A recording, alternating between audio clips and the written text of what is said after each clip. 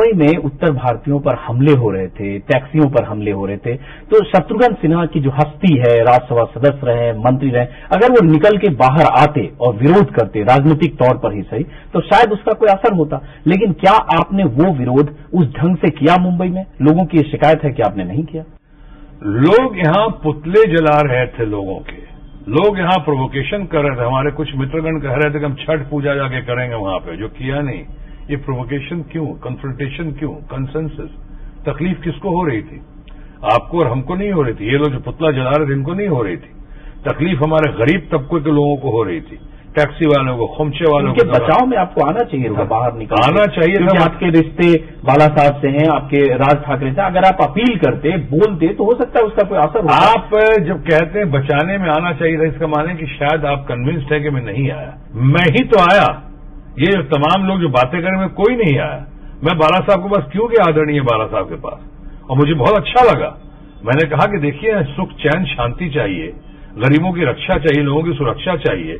लोग पलायन कर रहे हैं, मैं जितना कर सकता था कर रहा था, प्रोवोकेशन नहीं। और मेरी कोशिश यही थी कि मेल मिलाप हो, सुख शांति हो, जन्मभूमि और कर्मभूमि का बराबर का महत्व मैं कह रहा था। बहुत लोग रो रहे हैं कि बिहार में कि हमारे अपने परिवार का बच्चा राहुल राज।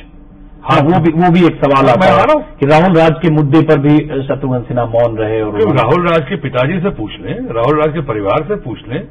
ये लोग ड्रामाबाजी, कुछ लोग तो इस्तीफा किए और कुछ लोग इस्तीफा नहीं किए बोलकर। सबसे मैं आज तक, कल तक कह के आया हूं, और मैं आज फिर कह रहा हूं आपके जरिए कि राहुल राज के साथ जो हुआ वो बहुत जघन्य हुआ।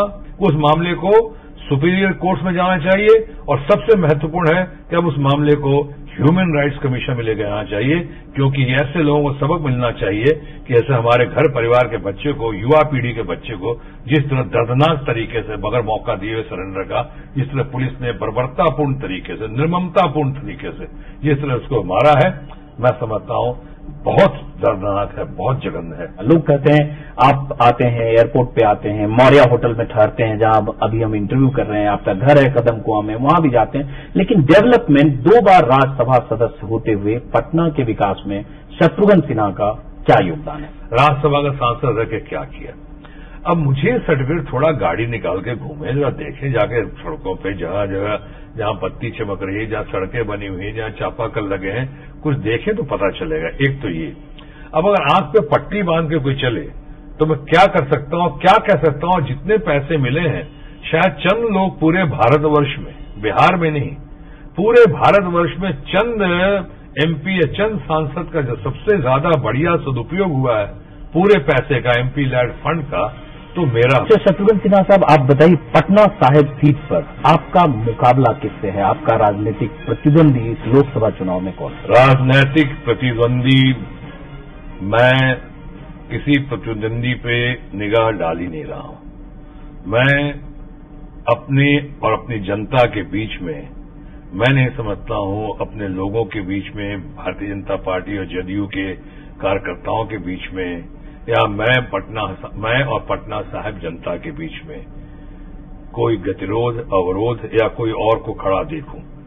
मेरी कोशिश है, मैं इस वक्त एनडीए का उम्मीदवार हूं, मैं नीतीश कुमार का उम्मीदवार हूं, मैं इस वक्त भारत के भावी प्रस्तावित और संभावित प्रधानमंत्री श्री एल.के. आडवाणी का उम्मीदवार हूं, मैं भारतीय जनता पार्टी का उम्मीदवार हूं, और मेरे सामने अभी लक्ष्य जो है, वो लक्ष्य जो है बिल्कुल मछली की पुतली की तरह।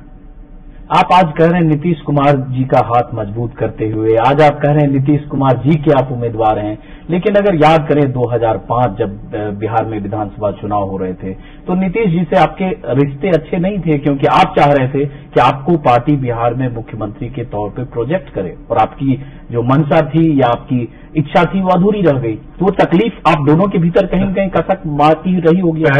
पहली बात तो ये भी परसेप्शन है। नीतीश कुमार से मेरे, अगर ये ना भी कहूं कि बहुत गहरे रिश्ते हैं, पर नीतीश कुमार के साथ बहुत भाईचारा है। हम दोनों एक ही कॉलेज के पढ़े हुए विद्यार्थी हैं। नीतीश कुमार जी भी बहुत आदर मान के साथ हमसे अपना उनका संस्कार व्यवहार है, और मैं नीतीश कुमार की कदर करता हूं। 2005 में आप ऐसे तारीफ नहीं कर रहे थे नीतीश कुमार की? मैं शिकायत भी नहीं कर रहा था। लोगों ने ऐसा समझा कि जब तारीफ नहीं करता किसी की, इसका मतलब शिकायत। लेकिन जहां आग होती है वहीं धुआं होता है। आप बहुत अच्छे अच्छे डायलॉग बोलते हैं, आपको भी पता है कि अगर ये बात मैसेज जा रहा है, अगर ये परसेप्शन बना, इतनी खबरें छपी कि आप यहां तक कि आपने बिहार विधानसभा चुनाव के दौरान कैंपेन नहीं किया, आप खुद कहते हैं आप स्टार कैंपेनर हैं, अपनी पार्टी के लिए, एनडीए के लिए कैंपेन नहीं किया, तो कहीं न कहीं कुछ धुआं तो रहा होगा। देखिए, पहली बात तो कई बार शो बिजनेस में और पॉलिटिक्स में कई बार बगैर आग लगे भी धुआं निकलता है। पहली बात तो मेरी बिहार के मुख्यमंत्री बनने की कभी ख्वाहिश नहीं थी। कई बार मेरे बारे में बात जरूर हुई, हमें लगा कि जिम्मेदारी का एहसास, और ऐसे भी अगर मुख्यमंत्री नहीं थी, नहीं है, नहीं होगी। अब तो मेरी ना अपेक्षा है, ना ही इच्छा है बिहार का मुख्यमंत्री बनने की, और ना ही वैकेंसी है। वैकेंसी है ही नहीं। अब रही कैंपेन नहीं करने में नीतीश जी से कोई बात नहीं, तो मेरे अपने अंदर के पार्टी का मसला था।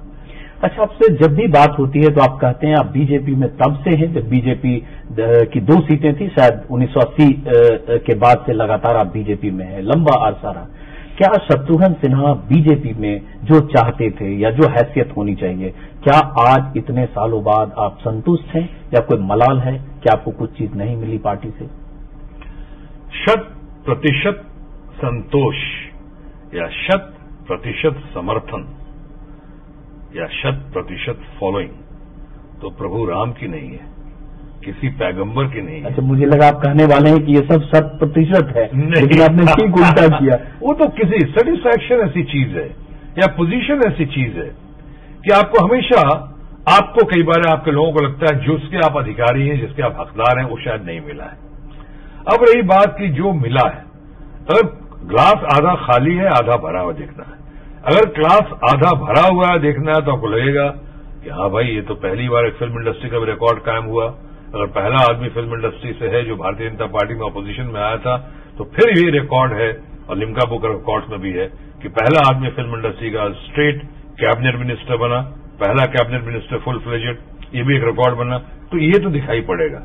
जिन्हें ग्लास आधा खाली देखना, वो कहेंगे आदमी बहुत डिजर्व करता है, कितने साल से स्ट्रगल कर रहा है, क्या है इसको अभी जिनको ये समझ में आता कि इन्हें दबाव की राजनीति करनी पड़ी जो मैंने नहीं की, लेकिन ऐसा दिखेगा, उन्हें लगेगा इसको और बहुत आगे जाना चाहिए था, इसे अभी बहुत बड़े शीर्षस्थ नेताओं में एकदम टॉप मोस्ट में होना चाहिए था, नहीं हुआ। तो ये सब बातें तो हो जाएंगी। यहीं पे आप जो कह रहे हैं उसी में मैं जोड़ रहा हूं। बीजेपी के स्टार कैंपेनर आप जरूर रहे हर लोकसभा चुनाव में, विधानसभा चुनाव में, लेकिन बीजेपी के शीर्षस्थ नेताओं की जो लिस्ट है, क्या उसमें शत्रुघ्न सिन्हा का नाम शुमार होता है? शायद नहीं। मैं कहता हूं पहली बार नहीं हुआ तो कल हो जाएगा, लेकिन आज इतना तो समझ है सबको। या आपसे भी कहना चाहूंगा, कई लोग कहते हैं कि शत्रुघ्न सिन्हा के पास पद नहीं है। कोई फैक्ट है, मेरे पास कोई पद नहीं है, पार्टी में मेरे पास कोई पद नहीं है, लेकिन मेरे पास जो कद है वो अच्छों के पास नहीं है। पार्टी में भी नहीं है लोगों के पास, अच्छों के पास नहीं है, ताकि इसीलिए शायद ये डिमांड है, इसीलिए आज कमांड भी है, इसीलिए आज चारों से प्यार भी है और आशीर्वाद भी है, पूरे देश में मांग भी है। वो पद की वजह से नहीं होती, वो मेरे कद की वजह से 6 फुट 2 इंच का हूं। शुक्रिया, आपने इतना समय दिया, इसके लिए बहुत बहुत शुक्रिया। बाकी जनता तय करेगी 16 मई को जब ईवीएम मशीनों से जब रिजल्ट आएगा तब पता चलेगा शॉटगन संसद तक पहुंचते हैं या नहीं। लोकसभा चुनाव जीत कर, वैसे तो आप राज्यसभा सदस्य हैं। शुक्रिया। खामोश।